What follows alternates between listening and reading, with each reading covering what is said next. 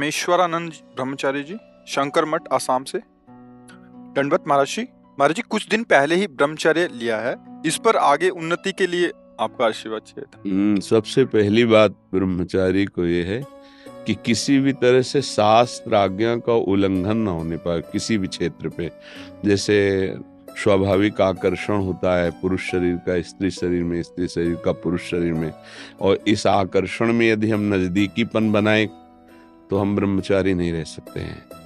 जैसे किसी किसी के अन्य भी आकर्षण है, तो हमको अपनी मनोवृत्ति को देखना चाहिए कि काम संबंधी आकर्षण किधर है और उस दिशा से बचना चाहिए, क्योंकि ब्रह्मचर्य एक ऐसी अमोघ वस्तु है कि जो चिंतन मात्र से भी नष्ट हो सकती है। क्रिया प्रक्रिया संग ये तो आगे की बात हो गई। जैसे हम गाढ़ काम चिंतन में हो गए, हमारे अंदर एक मनोवाह नाड़ी है, वो नाड़ी मथानी समझिए। जैसे दूध को जमा कर दही किया गया और दही का जब मंथन किया गया उससे मक्खन घी निकलता है, ऐसे पूरे शरीर में इस पांच भौतिक देह में कहीं भी देख लो, जैसे पित्त की थैली है और ऐसे कहीं वीर की थैली नहीं है। ब्रह्मचर्य जो वीर है उसकी कहीं थैली नहीं है। वो पूरे रक्त को वो मनोवाह नाड़ी मथानी की तरह चिंतन से, जब आपका कामोत्तेजित चिंतन हुआ तो मंथन कर देगी। अब मंथन कर दिया तो फिर लघु शंका में, स्वप्न दोष में किसी न किसी तरह वो निकल जाए। अखंड ब्रह्मचारी जी के लिए चिंतन भी रोकना है, क्योंकि ध्यायतो विषयान, जहां हम विषयों का ध्यान किया, संगस्तेषु उपजायते, उसमें आसक्ति पैदा होगी, फिर क्रियाएं आगे होने लगेंगी। तो हमारा जिधर काम आकर्षण है उनके संग से, उनके संभाषण से बचे। सबसे पहला कर्तव्य जीवन में ब्रह्मचारी को कभी भी सानिध्य प्रगट में या एकांत में काम संबंधी चेष्टाओं का नहीं करना चाहिए। बिल्कुल किसी भी बहाने से संभाषण, किसी भी बहाने से स्पर्श, किसी भी बहाने से चित्र आदि देखना, वो आजकल मोबाइल भी होते हैं तो मोबाइल आदि में, क्योंकि कामोत्तेजना जब चढ़ती तो वही विषय हमें अच्छा लगता है, तो उस विषय का किसी भी तरह से हम पोषण न होने दें।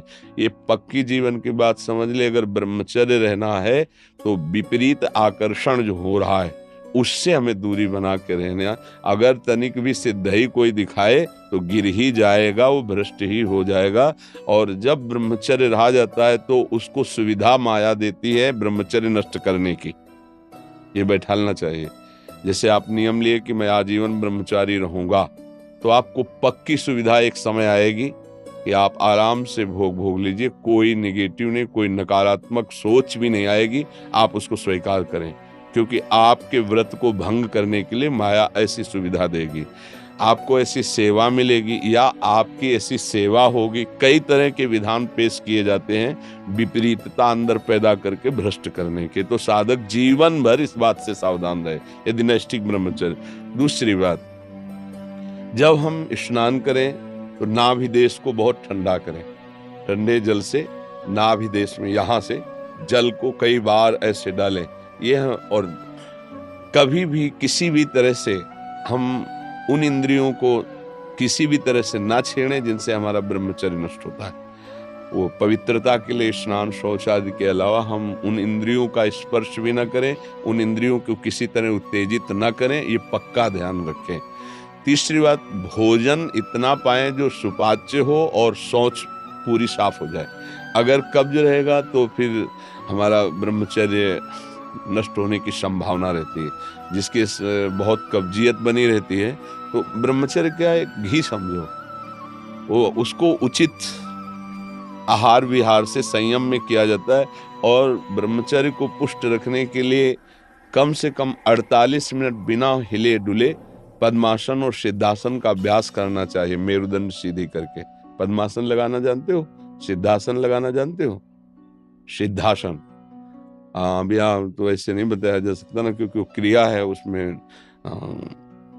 गुदा द्वार और मूत्रेंद्रीय द्वार के बीच की जगह में बाएं पैर की एड़ी होनी चाहिए और मूत्रेंद्रीय के ऊपर दाहिने पैर की एड़ी ऐसे आती है, तब वो ऐसे सिद्धासन ऐसे होता है। ऐसे 48 मिनट बिना हिले डुले सिद्धासन और पद्मासन का अभ्यास करे, आहार शुद्ध रखे, तो ब्रह्मचर्य ऊर्ध्वरेता होता है। जो ब्रह्मचारी है उसका ऊर्ध्वगामी वीर हो जाता है, फिर वो अधोगामी नहीं होगा। यदि अधोगामी शुरू हो गया है तो ऊर्ध्वगामी करने में बहुत कष्ट पड़ता है। अभी आपकी नवीन अवस्था है, बहुत बढ़िया अवसर है जीवन को ब्रह्ममय बनाने का।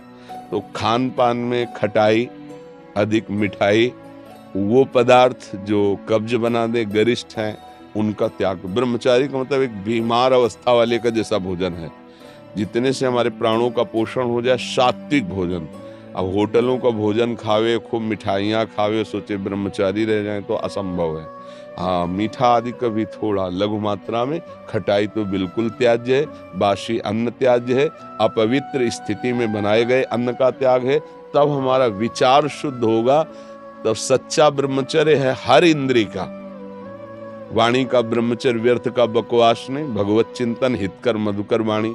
नेत्रेंद्री का ब्रह्मचर्य सब में भगवत भाव देखना, कहीं कोई काम आदि की चेष्टा को ना देखना। श्रवणेंद्री का भगवत चर्चा सुनना, शास्त्र चर्चा सुनना, व्यर्थ की बातें ना सुनना। ऐसे हर इंद्री का ब्रह्मचर्य हो जाएगा तो ब्रह्मचर्य का मतलब ब्रह्म में ही स्थित महापुरुष। सच्चा ब्रह्मचर्य का स्वरूप है ब्रह्म में स्थित महापुरुष, तो वह पहुंचा देगा। ब्रह्मचर्य बहुत आवश्यक है, सबको आवश्यक है। गृहस्थ में उचित ब्रह्मचर्य है, विरक्त में नैष्ठिक ब्रह्मचर्य है, आजीवन ब्रह्मचर्य। जो ब्रह्मचर्य का महत्व नहीं रखते हैं उनका जीवन कूड़ा हो जाता है, उत्साहहीन, और कई तरह के ऐसे महान दोष उत्पन्न हो जाते हैं ब्रह्मचर्य की हानि से। तो ब्रह्मचर्य की हानि ना होने पाए ऐसा आहार, और शयन करने में दाईं करवट का ज्यादा प्रयोग करें, दाईं करवट का। और शयन 5 घंटे से अधिक नहीं, 24 घंटे में 5 घंटे शयन पर्याप्त है। फिर आगे चल करके तो और संयम हो जाता है। जैसे अपने लोग 8 या 9 के बीच में शयन करते हैं, 12 बजे बैठ जाते हैं। किडनी खराब है फिर भी उसका आश्रय लेकर के, जैसे अभी ये आश्रय इसीलिए इसका लिए हुए हैं कि उस पर वजन न पड़े। नहीं, ये सब थोड़ी आवश्यकता है, सोफा और तकिया इनकी थोड़ी आवश्यकता है अपने यार। अब ऐसे बैठे तो फेल किडनी है, वो जो सेवाएं बन रही वो नहीं बन पाएंगी। तो हर समय जब आप बैठे तो मेरुदंड सीधा, इसका ध्यान रखें, आगे नासाग्र दृष्टि रखें और सावधानी से शयन करें। शयन करते समय बड़ा खतरा है। शयन के समय हमारी इंद्रियां और मन बहुत चंचल होता है। उस समय अगर ब्रह्मचारी भगवत चिंतन करते हुए, उसको नींद से मतलब नहीं है, तन्मयता धारण करते हुए नींद में चला गया तो बच जाएगा। अगर कहीं उस समय वो छूट दे दी और पास में मोबाइल है तो कभी ब्रह्मचर्य नहीं रह सकता। मोबाइल आप रखते हैं? रखना तो है। सत्संग ये सब सुनते हैं? हाँ, सत्संग सुनते, पर है बहुत खतरा पास में रहने पर। क्योंकि देखो, जो शास्त्रीय पद्धति है, गोस्वामी जी कह रहे हैं, तुलसीदास जी, जो चाहे आपन कल्याणा, सुजस सुमति शुभ गति शुभ नाना, सो पर नारी लीलार गोसाई, तजो चौथी के चंद्र की नाई। जैसे चौथ के चंद्रमा को देखने के लिए कलंक बताया जाता है, ऐसे बोले माताओं बहनों की तरफ एकाकार दृष्टि करके देखोगे तो तुम्हारे अंदर दोष उत्पन्न हो जाएगा। महापुरुषों ने जो कहा है कि अगर शुभ गति चाहिए, शुभ कल्याण चाहिए, तो इनके चरणों की तरफ देखो। भाव तुम्हारा शुद्ध रहेगा, बात करनी तो ऐसे बात कर लो। ऐसे बात करोगे तो हिम्मत नहीं है, कहीं ना कहीं मन हमारा फिसला सकता है, कहीं ना कहीं हमारे अंदर दोष दर्शन आ सकता है। तो इन सब विशेष बातों को तो ध्यान में रखना। और सबसे खास बात है कि हर समय नाम जप करना है। अगर नाम जप से चूक गए तो सब मिटिया मिट हो जाएगा, और नाम जप हो रहा तो सब समझ जाएगा, पक्का समझना। क्योंकि भगवत चिंतन हो रहा है ना, नाम जप चल रहा है ना, वो सब संभाल लेगा, सब इंद्रियों को अंतर्मुख कर लेगा, सब समझ ले। भजन नहीं है तो फिर अध्यात्म को धारण करना कठिन है। वैसे अब क्या बताएं, ऐसा समय कि मोबाइल एक आवश्यक सामग्री सी बन गई है। आज तक नहीं मोबाइल है, चलाना भी नहीं आता, जीवन में नहीं। जीवन में क्या, अभी तो 30-35 से तो चला है, 25-30 वर्ष से चला होगा मोबाइल। पीछे तो हमने कभी मोबाइल नाम सुना ही नहीं था। तो आधुनिकता अभी 25-30 वर्ष से इतनी बढ़ती चली गई कि जन जन के हाथ में हो गया ये। तो ना कभी रखा है और भगवान कृपा करे ना आगे कभी रखना पड़े। कोई पर्सनल इसका प्रयोग नहीं है, जो प्रयोग समाज का है वो 2-4 लोग अपने रखते हैं, अपने करते हैं। हमें लगता है ब्रह्मचारी अगर सत्संग सुनने के लिए वो चिप वाला प्रयोग करे और सत्संग केवल, वैसे यंत्र आते हैं ना कि जैसे चिप लगा दो सत्संग सुनते रहो, मेमोरी कार्ड। हाँ ऐसा कुछ, मतलब इसको सर्च करके हम सत्संग सुने तो कभी ऐसी बुद्धि हो जाएगी कि सर्च करके हम गलत भी देख सकते हैं। और एक बार अगर उतर गए, फिसल गए, फिर वो मतलब चढ़ पाना बहुत कठिन होता है। जैसे बालू का बांध होता है, एक बार टूट जाए फिर उसे बांधना बहुत कठिन हो जाता है। तो हमारी प्रार्थना है कि अगर आप मोबाइल रहित जीवन व्यतीत कर सके तो अच्छी बात है। वास्तविक जब हम प्राणों को समर्पित करके निकले तो मोबाइल क्या चीज है। अगर सत्संग आपको सुनना है तो आप किसी भी भाई से मिलते तो है ही, समाज है तो वो यूट्यूब से आपके सत्संग को भर देगा, आप उसको सुन लिया, फिर आप नवीन भरवा लीजिए, यंत्र रखिए। पर मन को संभालने के लिए अगर ये कहीं भूल से ऐसा कुछ हो गया तो फिर बहुत ही, तो हमें लगता है साधक को तो सावधान रहना चाहिए।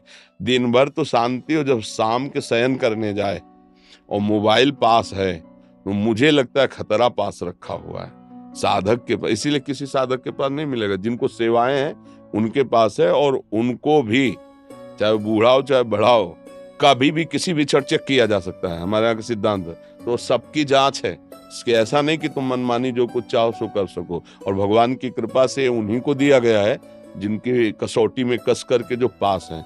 तो मुझे लगता है बच्चा, अभी तुम नवीन बच्चे हो, मोबाइल का संग त्यागो, फिर आगे बढ़ो तो बहुत अच्छे महात्मा बन जाओगे, क्योंकि अभी नवीन अवस्था है ना। आज जगत का कल्याण करने वाले बन जाओगे। सतरति सा लोकांत तारे, बहुत आनंद आएगा, बहुत आनंद। थोड़ा 10-20 वर्ष ब्रह्मचर्य रहो, फिर आप देखो कैसा आनंद आता है। कोई भी सर्दी गर्मी बरसात मान अपमान दुख सुख छू नहीं पाता। हर कष्ट को सहने की सामर्थ्य ब्रह्मचारी के अंदर होती है। तो इसलिए नाम जप करो, और जो जो कहा है इसको फिर भरवा लेना किसी चिप आदि में, दोबारा सुन लेना, क्योंकि ये यूट्यूब में डाल देंगे तो इसको बार बार सुनना। हाँ, ब्रह्मचर्य के लिए ये बहुत आवश्यक है कि हम कोई किसी भी तरह इंद्री का दुलार न करें, किसी भी तरह हम ऐसा आहार न करें, किसी भी तरह हम ऐसा व्यवहार न करें, तो हमारा ब्रह्मचर्य पुष्ट हो जाएगा।